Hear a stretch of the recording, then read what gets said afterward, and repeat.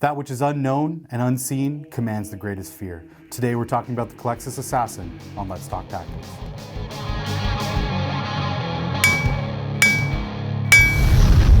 Anvil of War! Let's talk tactics! So today we're talking about this guy, the Culexus Assassin. He is essentially a pariah, a blank. He has no signature in the warp. He has no... He basically gives out no heat signature, so to speak, in the warp, which allows him to kind of go unseen and makes him really, really efficient at hunting down enemy psychers, psycher characters, and kind of annihilating them without them knowing he's coming. There's a special kind of genetic abnormality that creates what we call pariahs in the Warhammer 40,000 universe. And what it does is it essentially, like I said, it gives them the ability to have no soul. They're basically soulless, and they have dead eyes, jet black eyes, and they just stare off into the distance. That makes them perfect candidates to join the Culexus Assassin Temple. And what they do is they turn these guys into killers, extremely efficient killers. Just like their lore, these guys stay true to their lore, and what you want to do with them, including them in your army, is you want to be taking them to counter opponents with lots of psychic abilities, or maybe even just a couple pesky psychers. These guys, you throw this into the list, and it's going to give your opponent a bad day trying to work their way around him. So let's talk about his statistics really quick, and then we'll get into kind of how you're going to want to use this guy on the tabletop. So for statistics, he's got a movement of 7 inches, he's got a weapon skill and a ballistic skill of 2+, so standard for most assassins. Strength and toughness of 4, which is also standard for the other assassins. What he does have is 5 wounds, and he actually has 4 attacks, which is 1 less attack than the 2 of the other assassins and 2 less than the Eversor. So he's not really geared out to be super efficient in combat, although he can hold his own. He's meant to more be sort of an annoyance to your enemy psychers, and then also when the time is right to strike in and annihilate one psycher. He has a ranged attack, which we'll talk about in a second when we get to his war gear. But really what you want to be doing with this guy is just kind of creating a bubble that denies psychic abilities for your opponent. So continuing with his stats, he does have a leadership of 9, which is good for enemy spells, anything that's going to be based on his leadership, although he can't be targeted by psychic abilities. We'll talk about that in a second. So really it just comes down to innate abilities. Anything that targets his leadership outside of psychic abilities, which I can't think of anything off the top of my head. If I'm missing something, please comment below in the comments. So, yeah, and he has a save of 6+. So, I mean, he's not really worried about his armor save, because once we get into his special rules, the first special rule we're going to talk about is lightning reflexes. That gives this guy a 4+ invulnerable save. It's 4+. All of the assassins have it, and it's very, very effective, especially when combined with one of his other innate abilities. This guy is very, very durable and very, very annoying, just based on one other special ability, which is the Ethereum, which means when your opponent is targeting him, he's actually being targeted on a ballistic skill and a weapon skill of 6+. So your opponent, if they have a 2+ ballistic skill, 2+ weapon skill, they're dropping to a 6+ whenever he's being targeted. Him being a character also makes him that much harder to target, so he's going to stick around just based on that fact. Now, they can use stratagems and skills to bump up their to-hit and to-wound rolls. Tau, for example, have the ability to increase. You also have, AdMech and other armies like that have lots of stratagems that can increase their to-hit rolls, and that's where this guy's going to have to worry a little bit. So, I mean, 6 is going to 5+ is still something to worry about if it's a high volume of shots, because again, 4+ invulnerable is great, but it's not great against when you're rolling a lot of attacks. And any Marine player with a 3+ save will tell you that number of shots will eventually bring something down. So Now we're going to talk a little bit about independent operatives. It's a standard assassin special rule. What it does is it basically it means that he can never have a warlord trait. I don't think he's necessarily the best character to be targeted as your warlord for your army, but no warlord trait, that's definitely a factor in that. But what it also does is it allows him to deploy on the tabletop, so you can choose during deployment to not deploy him on the table, and he essentially can deep strike. So he can show up on the table more than 9 inches away from your opponent, and with his ranged ability that stacks kind of nicely. We'll talk about that in a few seconds. So the other thing that he has for a special rule is that's standard for all the assassins is the execution force special rule. And what that does is it allows him to be taken in a vanguard detachment that does not have an HQ. So you can take 3 of them and not an HQ. You will get no bonuses you'll get no command points essentially from that vanguard detachment. But what you will get is a +1 if you take one of every type of assassin. So you don't have to have an HQ spot, but you have to take one of every type of assassin, and then you get +1 command point.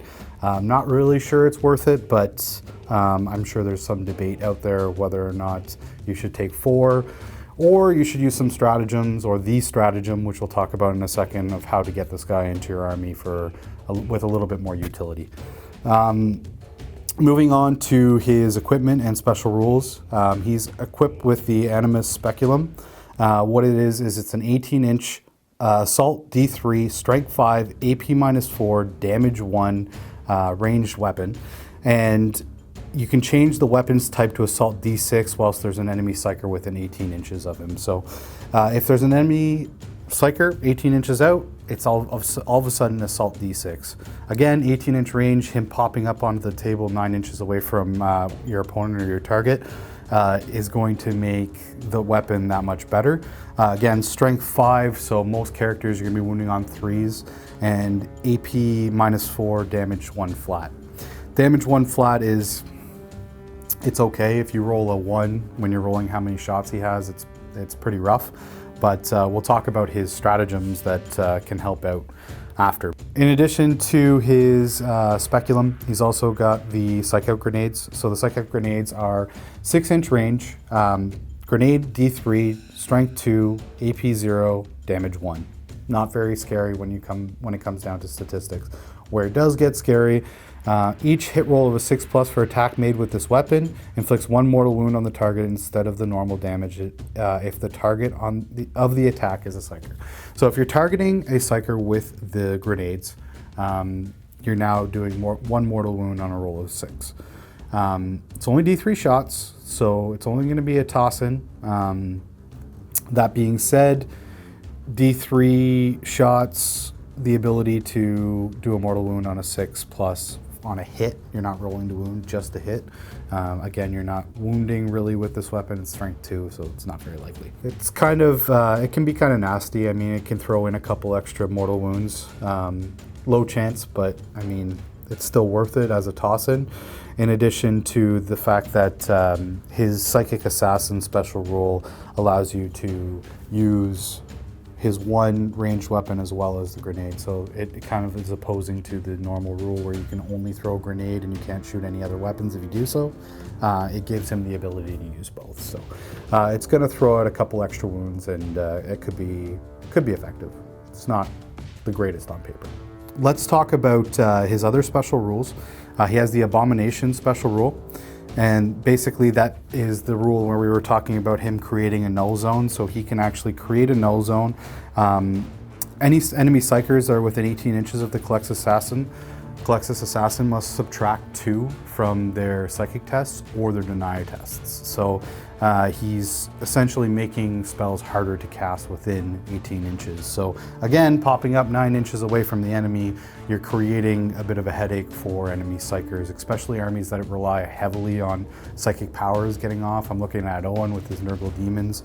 This guy popping up can create some annoyances for them, subtracting from their casting rolls. So And then deny rolls also. So if you have a psychic heavy army, you know, if you're running Grey Knights or something like that on the table, you might want to throw this guy on in the list, and he'll help counter and prevent you from getting a lot of your psychic spells denied if you're going a psychic versus psychic battle. So other things to talk about for him: he has the life drain special rule. Saving throws cannot be taken against any of his close combat attacks, so there's no saving throws at all allowed against his attacks. Remember that the ranged weapon that he has is AP -4, so not really much in the way of saves against his range attacks anyways, but his close combat attacks, no saving throws. It's kind of worded a little weirdly, because it's worded that no saving throws can be taken against his shots, which would make you think that invulnerable saves were also implied, but then at the end of the special rule, it throws in that invulnerable saves are not affected by it. So I don't know what other type of save they could be referring to by saying saving throws. It should just say armor saving throws, that's my opinion, but I'm nitpicking now. So also, he has the Psychic Assassin special rule. Psychic Assassin special rule is basically he can target enemy characters if they have the psyker keyword. So he has the ability to target characters even if they're not the closest, as long as they're a psyker. So that makes his ranged weapon that much more deadly, because he can pick out those psykers that maybe don't have the best invulnerable saves. They're not going to be getting an armor save, and he can just pick them out with his strength 5 attacks, hopefully getting the, well, you will be getting the D6 because you're targeting a psyker also. So yeah, it just makes him that much more efficient at plinking wounds on enemy psykers, so which is what he's supposed to be doing. That's what you want him to do. So let's move on to some stratagems for this guy. He has 2 stratagems basic that come, we'll say, standard for all the assassins that you're going to want to be looking at, and then you also have 2 base stratagems that are specific to the Culexus. So we'll move on to that. So for stratagems for the Culexus assassin, we have the operative requisition sanctions. So basically what it is you can spend command points to include an assassin in your army. You choose to do so during your deployment. You have to set aside, for match play, you have to set aside the points, so you will have to set aside the 85 as we're shooting this video. It could change pending chapter approved, but 85 points for this guy.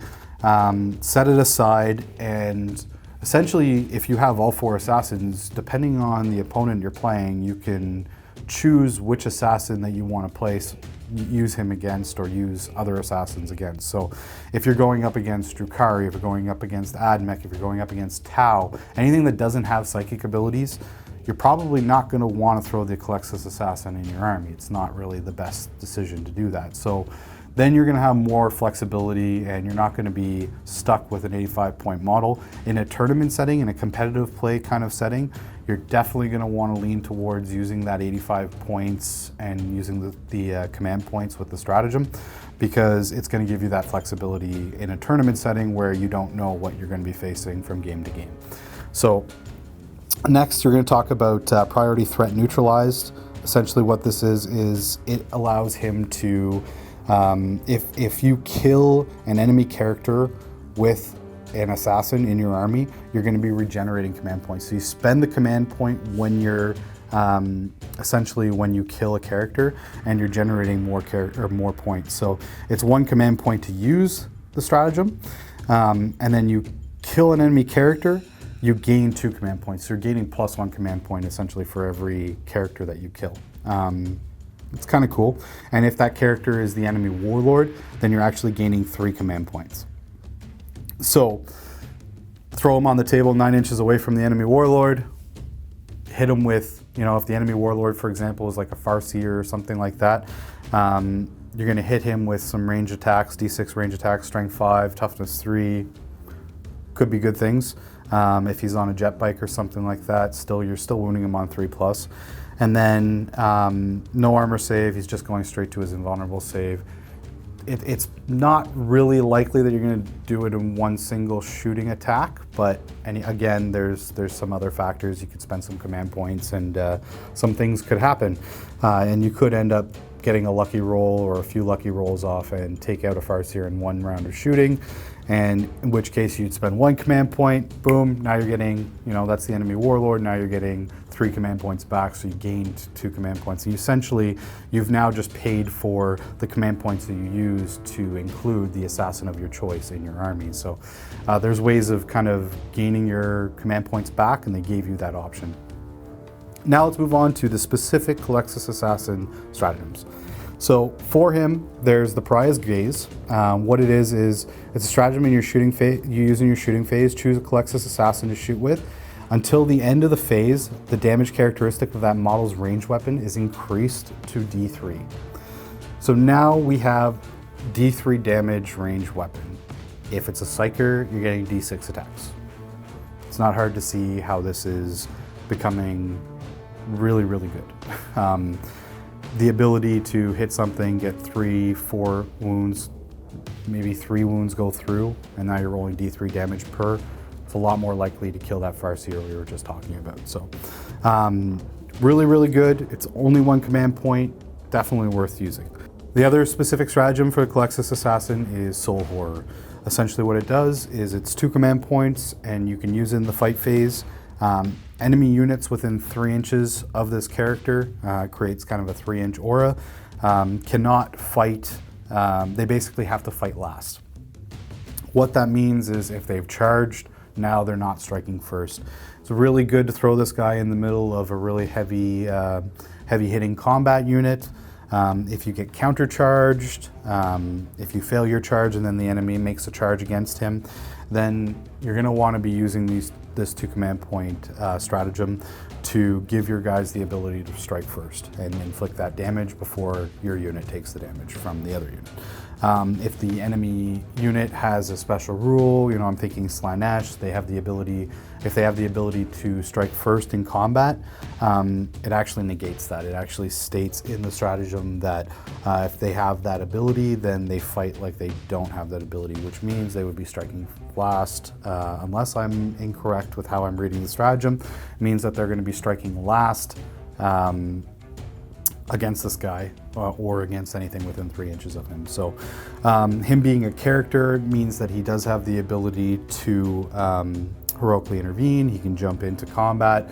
So in the event that you have him maybe babysitting a unit that you don't want to die, if the enemy charges in, gets within 3 inches, he can heroically intervene and try to kind of get basically maybe a whole line of different units that have just charged your line. He's now creating a bit of a wave and a bit of a counter to all of those charges that you just took. So on the flip side of things, it's not definitely something you're going to use every battle. The first one though, the ability to up your damage on his range weapon to D3, that's for 1 command point, that's gold. You're going to be using that pretty much every battle with this guy. So yeah, all around great unit. Be careful with them. If they're used right and you're using them against the right opponents, again, using that stratagem to be able to pick which assassin you want to use is definitely where this guy fits in nicely. He fits into competitive play based on the fact that you can take him if you're playing against somebody that has a Psyker, and if you're playing against somebody that doesn't, you're not going to take him. So maybe take the Evisaur or something that's going to be a little bit more damage dealing than this guy. But at hunting Psykers, there is no better guy than the Culexus Assassin. Sponsored by